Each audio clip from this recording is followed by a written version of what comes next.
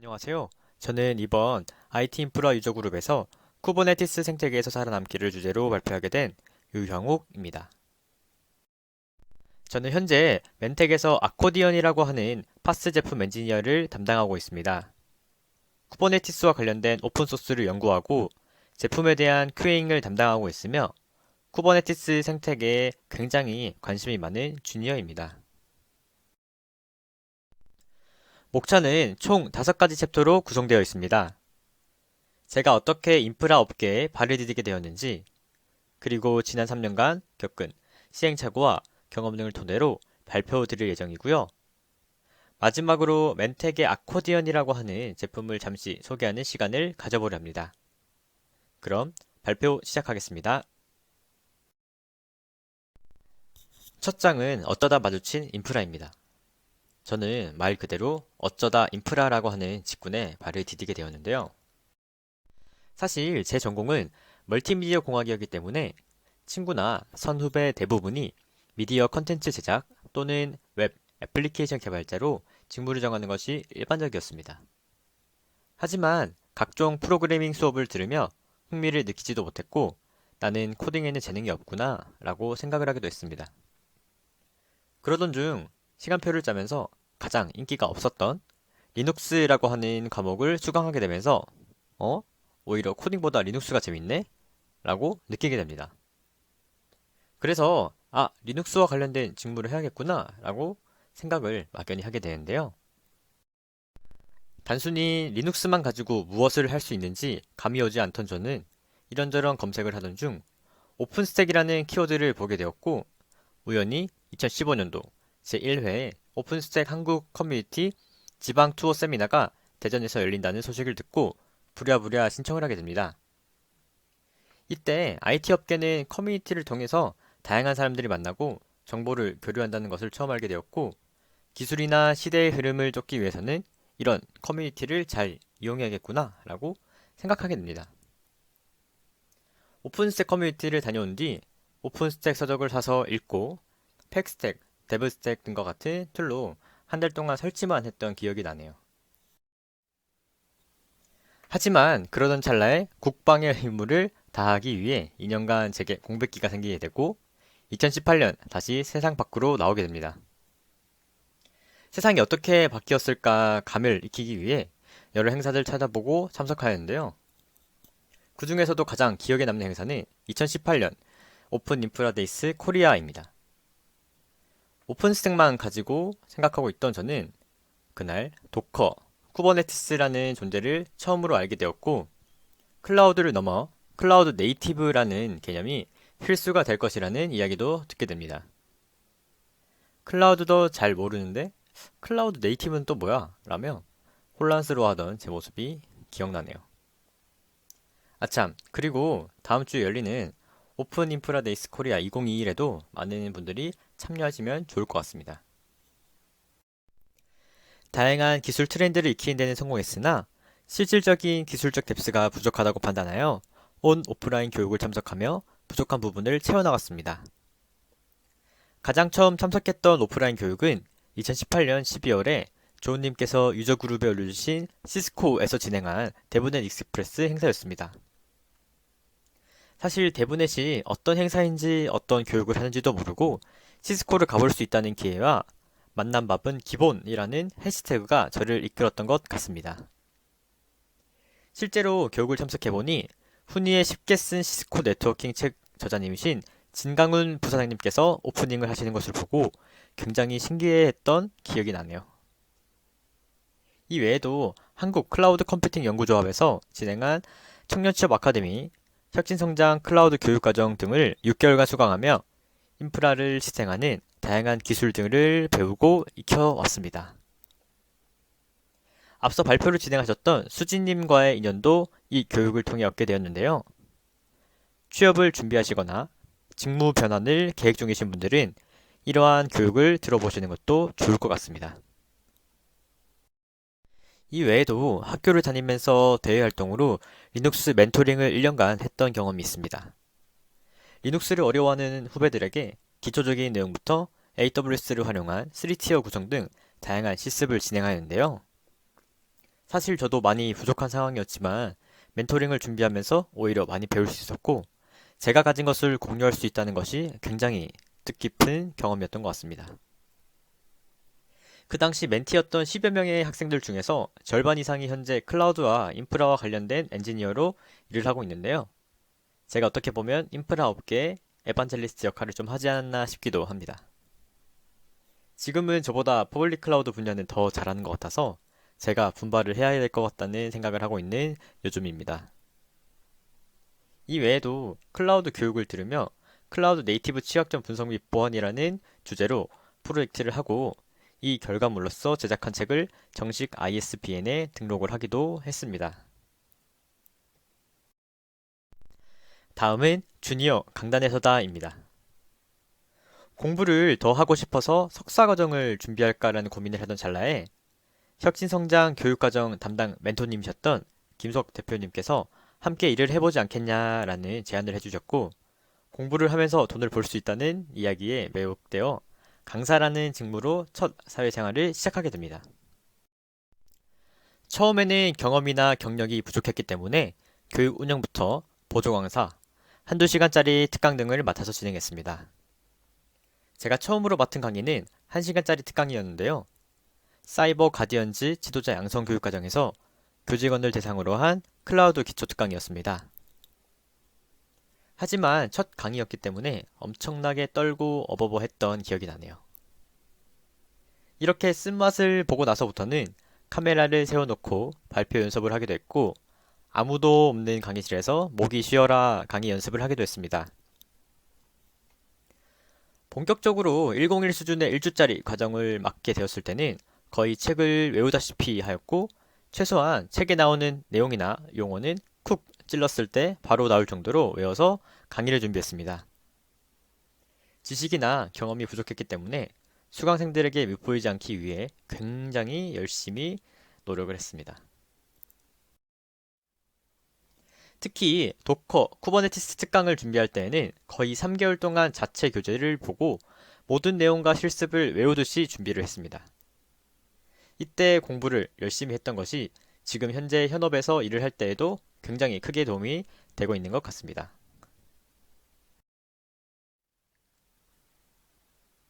강사의 특성상 같은 과목을 몇 주간 연달아 하는 경우도 있었고 그러다 보니 다람쥐 쳇바퀴 돌 듯한 일상이 반복되기도 하였습니다.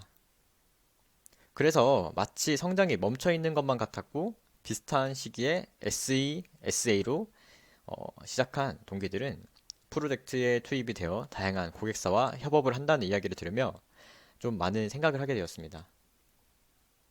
아, 내가 지금 잘 하고 있는 걸까?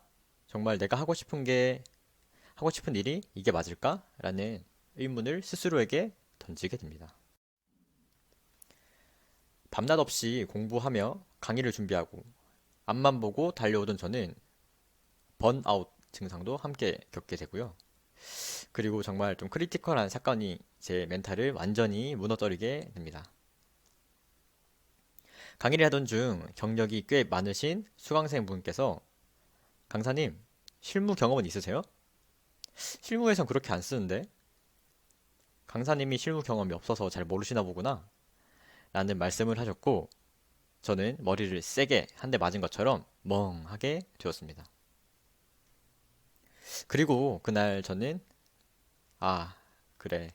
강의도 좋지만, 이제 실제 현업에서 나가서 현장을 좀 경험해보고, 그 경험 속에서 계속해서 성장을 해 나가야겠다라는 그런 생각과 결정을 하게 됩니다.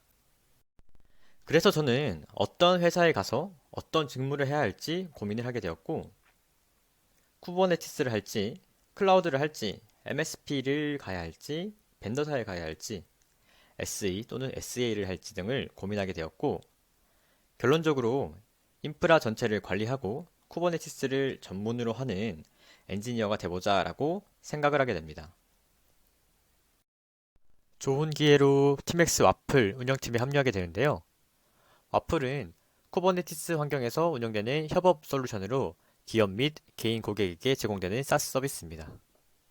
그러다 보니 자연스럽게 CS나 마케팅적인 측면, 그리고 VOC 관리 등 다양한 범위의 업무를 경험할 수 있었고, 기술적인 외에도 많은 것을 경험할 수 있었습니다. 또한 단일 환경에서 운영하던 시스템을 쿠버네티스로 전환하는 상황이었기 때문에 제가 지금까지 공부했던 것을 토대로 직접 구축할 수 있는 좋은 기회였습니다. 직접 서비스를 운영하기 위해 아키텍처를 잡아가고 ELK 스택 기반의 모니터링 솔루션을 구성하며 운영 환경을 개선해 나갔습니다. 하지만 인프라 조직이 별도로 있다 보니 제가 속한 서비스 운영팀은 쿠버네티스 클러스터 권한이 아닌 네임스페이스 권한으로만 운영을 해야 했습니다.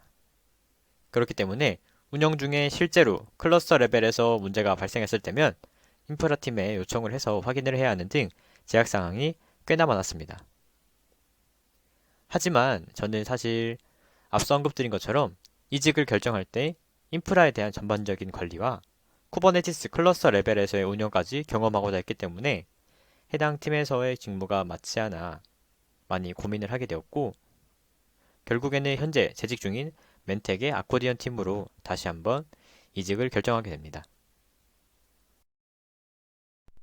그래서 지금은 원하는 대로 쿠버네티스와 관련된 A to Z를 경험하고 있고 아주 열심히 이 쿠버네티스 생태계에서 살아남기 위해 노력하고 있습니다. 이번 챕터는 유저 그룹 발표 제목인 쿠버네티스 생태계에서 살아남기입니다. 사실 제가 쿠버네티스를 잘 하는 것도 아니고 저도 아직 한창 공부를 하고 성장하고 있는 단계이기 때문에 기술적인 부분을 함부로 말씀드리려고 하는 것은 아니고요. 개인적으로 쿠버네티스를 어떻게 공부했는지, 그리고 쿠버네티스와 관련된 직무를 선택할 때 어떤 방향을 가지고 선택하면 좋을지를 좀 다뤄보려고 합니다. 혹여나 잘못된 부분이나 부족한 부분이 있다면 실시간 채팅으로 피드백 남겨주시면 감사하겠습니다.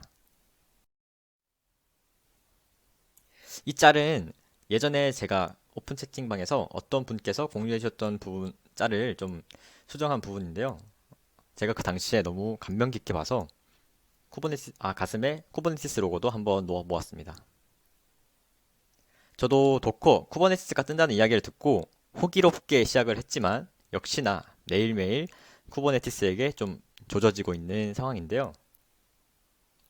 처음 쿠버네티스 공부를 시작할 때는 쿠버네티스 개념만 잘 알면 될 줄 알았지만 실제 서비스를 운영해보고 다양한 고객사의 니즈를 충족시키기 위해서는 수십 가지의 애드온 오픈소스도 잘 알아야 하고 이 밖에도 장애를 처리할 수 있는 능력 등이 뒷받침이 필요하다는 것을 느끼게 되고 있는 요즘입니다.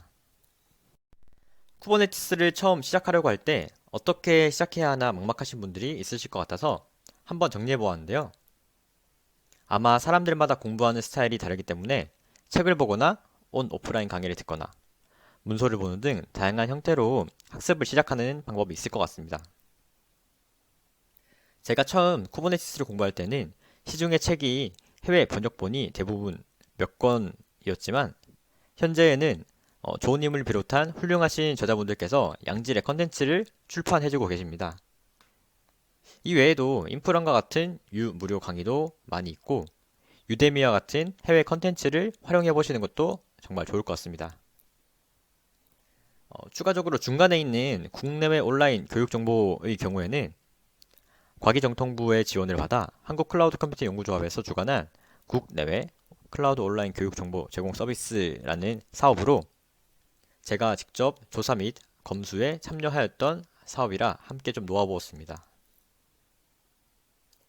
혹여나 클라우드나 쿠버네티스 관련된 강의를 찾으시는 분들은 교육 목적이나 또는 대상을 기준으로 분류가 가능하니 한번 들어가서 활용을 해보시는 것도 좋을 것 같습니다. 다음은 쿠버네티스 공식 문서 및 다양한 벤더사에서 제공하는 쿠버네티스 관련 문서를 활용하는 방법입니다. 굳이 책을 사지 않더라도 쿠버네티스 공식 독스의 개념이나 레퍼런스가 잘 정리되어 있기 때문에 독수를 한번 1회독 해보시는 것도 좋은 방법일 것 같습니다. 아래에는 카타코다라고 하는 웹 브라우저 기반의 실습 플랫폼입니다. 도커, 쿠버네티스, 앤서블 등 다양한 컨텐츠가 제공되고 있고요. 쿠버네티스의 경우에는 클러스터 구성 및 애플리케이션 배포 등 다양한 시나리오별로 정리된 컨텐츠가 제공되고 있습니다. 직접 클러스터를 로컬에 구성하지 않고 이미 구성된 환경에서 실습을 해볼 수 있기 때문에 정말 좋은 콘텐츠인 것 같아서 좀 소개를 드려봅니다. 앞서 잠시 언급드린 쿠버네티스 독스의 경우에는 현재 쿠버네티스 코리아 시그 독스 팀에서 좀 수고를 해주시고 계신 걸로 알고 있습니다. 쿠버네티스 생태계를 발전시켜 나가는데 직접 일조하거나 또는 관심이 있으신 분들은 참여를 해보시면 좋을 것 같네요. 꼭 코드 레벨에서의 기여가 아니더라도 한글화 작업 등을 통한 기여도 굉장히 큰 의미가 있는 활동이기 때문에 저도 내년에는 꼭 참여를 해보는 것을 목표로 하고 있습니다. 시그팀에서 함께 기여할 멤버를 구하고 있다고 하니 화면에 보시는 것처럼 쿠버네티스 공식 슬랙에 쿠버네티스 독스 코리아 채널에 방문해 주시면 될 것 같습니다. 많은 관심 부탁드립니다. 이 외에도 온 오프라인으로 진행하는 스터디 모임을 참석하는 방법이 있을 텐데요. 저 같은 경우에도 올해 상반기에 쿠버네티스 코리아 그룹에서 진행하는 이스티오 스터디에 참여했습니다. 올 하반기에도 진행될 예정이라고 하니 관심 있으신 분들은 신청해서 참여하시면 좋을 것 같네요. 또한 소종호님께서 진행하셨던 DKOS라고 하는 스터디 모임도 30여 명의 분들께서 참여하신 걸로 알고 있고요. 이 외에도 종종 오픈 채팅방에서 소규모 스터디 그룹원을 모집하는 글들이 종종 보이기도 하더라고요.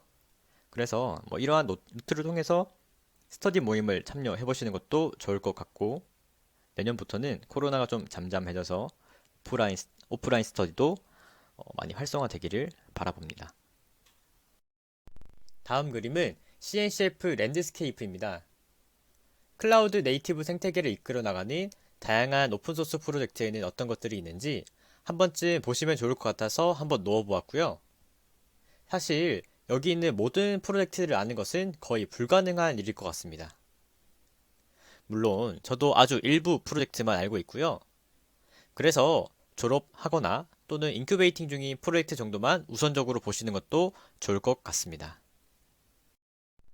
CNCF 프로젝트는 샌드박스, 인큐베이팅, 그레이듀에이티드라고 하는 세 단계로 관리가 되고 있고요. 다음 보시는 프로젝트들이 졸업한 그리고 현재 인큐베이팅 되고 있는 프로젝트인데요.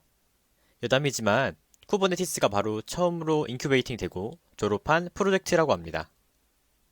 졸업한 프로젝트들은 프로덕션 환경에서 쓰는데 적합하다고 판단이 된 오픈소스라고 볼 수 있고요.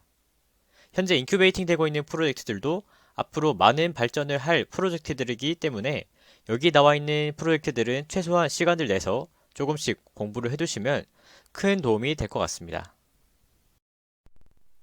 다음은 쿠버네티스 생태계 로드맵인데요. 좌측에 있는 그림은 조은님께서 인프런에 올려두신 강의 로드맵인데 개인적으로 공부를 할 때 이런 방향을 가지고 공부를 하시면 좋을 것 같아서 첨부해 보았습니다.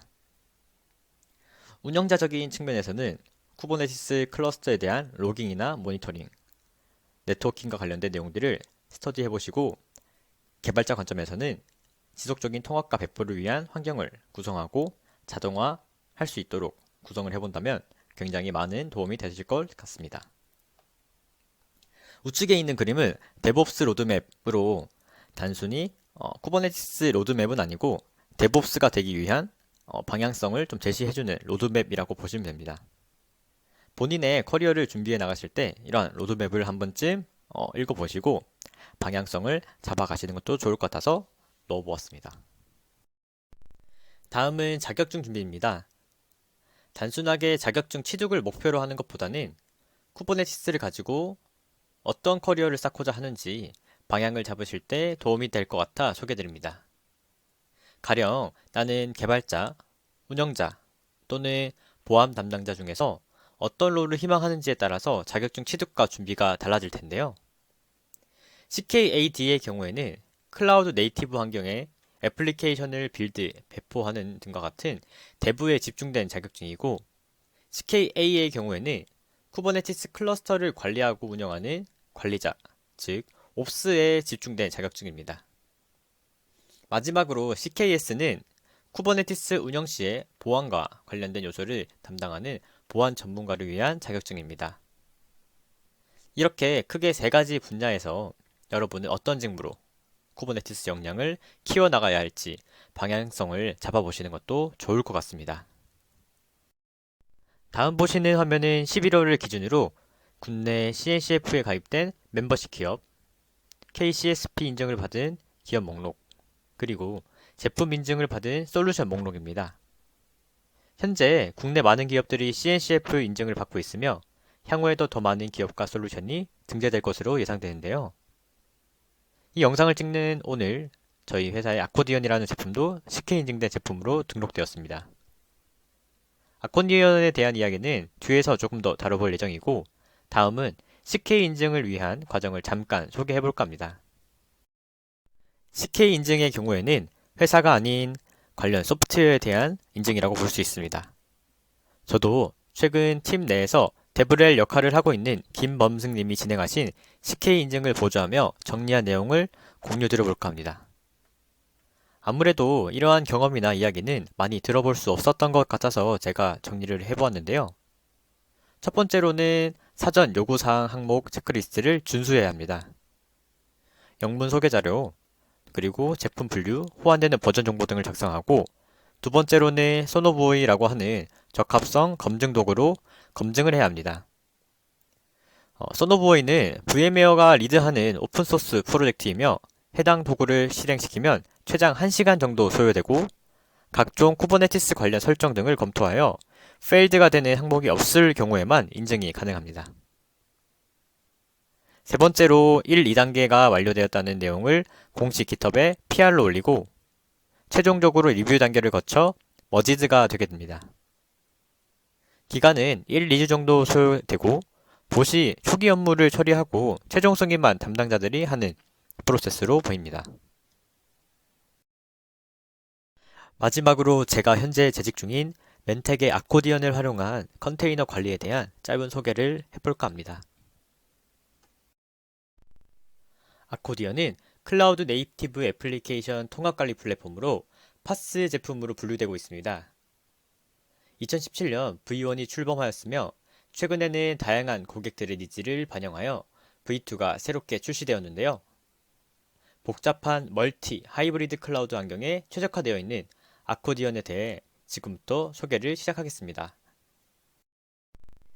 아코디언은 멀티, 하이브리드 클라우드 환경을 지원하고 있습니다. 최근에는 클라우드 환경에 쿠버네티스 클러스터를 직접 구축하거나 또는 매니지드 쿠버네티스 클러스터를 운영하는 경우가 많아지고 있는데요. 이러한 클러스터를 각각 관리하는 것은 어렵고 불편하기 때문에 아코디언은 이러한 점을 개선하기 위해 하나의 대시보드에서 모든 클러스터를 관리할 수 있도록 지원하고 있습니다. 실제 하이브리드 멀티 클라우드 환경에서 서비스를 운영할 경우 동일한 앱을 배포하는 것이 중요한데요. 서로 다른 클러스터의 여러 인증과 구성을 파악하고 별도로 배포하는 것은 불편하며 CI/CD 및 DevOps 워크플로우를 구성하는 데에도 걸림돌이 됩니다. 그래서 아코디언은 이러한 멀티 클러스터의 애플리케이션을 쉽고 간편하게 배포할 수 있는 기능과 중앙에서 클러스터에 대한 관리와 모니터링이 가능하도록 제공을 하고 있습니다. 이러한 중앙 관리가 가능한 이유는 다음과 같은 구조로 이루어져 있기 때문입니다.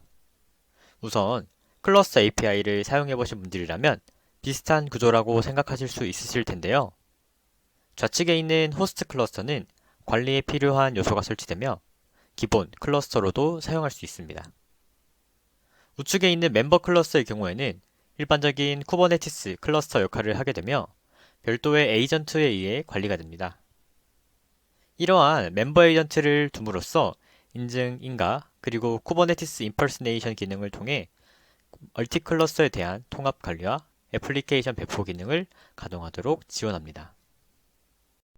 또한 쿠버네티스 패키지 매니저인 헬름을 내재화하여 제공합니다. 헬름 차트를 UI상에서 생성 및 수정, 배포할 수 있으며 이 외에도 각종 카탈로그를 제공하고 있습니다. 카탈로그는 헬름과 유사하지만 더 높은 자유도와 파이프라인 연결을 통한 애플리케이션 배포 기능을 제공하고 있습니다. CI/CD 파이프라인의 경우에는 아르고 워크플로우 엔진을 기반으로 개발되어 DAG 알고리즘을 구현할 수 있으며 각종 취약점 분석 기능과 승인 기능 등을 연계하여 보다 안전한 배포 환경을 운영할 수 있습니다. 이 외에도 중앙관리 콘솔에서 각종 모니터링 기능을 제공하고 있습니다. 클러스터, 노드, 네임스페이스, 워크로드에 대한 모니터링뿐만 아니라 서비스 메시의 분산, 추적 기능을 통한 장애 대응 기능도 제공하고 있습니다. 또한 APM 기능이 내재화되어 각종 X로그, TPS, 응답시간, 스레드 모니터링을 제공하여 커스텀 매트릭을 통한 파드의 수평적 확장 기능을 활용하실 수도 있습니다. 권한 관리를 위해서는 알팩 기반으로 멀티 클러스터 및 멀티 테넌트 환경에 대한 계정 관리 기능을 제공하고 있으며 외부의 침입이나 사용자 활동을 추적하기 위한 감타로그 기능도 제공하고 있습니다. 마지막으로 모니터링에 대한 인계치를 넘어설 경우 메일, SMS, 슬랙 등으로 알림 서비스를 제공함으로써 247, 365, 1년 내내 안전한 쿠버네티스 클러스터를 운영할 수 있도록 제공하고 있습니다. 지금까지 아코디언에 대한 주 기능을 간략하게 소개드렸는데요. 아코디언은 지금도 계속해서 개선하고 발전해 나가고 있으니 많은 관심 부탁드립니다. 혹시나 궁금한 사항이 있으시면 실시간 채팅 또는 제게 메일이나 메시지를 보내주시면 친절하게 답변 드리도록 하겠습니다. 마지막으로 아코디언 팀에서 함께 오픈소스를 파헤치고 쿠버네티스 생태계를 헤쳐나갈 팀원을 구하고 있습니다. 프론트, 백엔드 개발자, 쿠버네티스 엔지니어 총 3가지 롤을 뽑고 있고요. 아래 메일이나 카톡으로 문의 주시면 상세하게 안내 도와드리도록 하겠습니다. 지금까지 경청해 주셔서 감사하고요. 우리 모두 쿠버네티스 그리고 클라우드 네이티브 생태계에서 살아남기 위해 부단히 노력합시다. 감사합니다.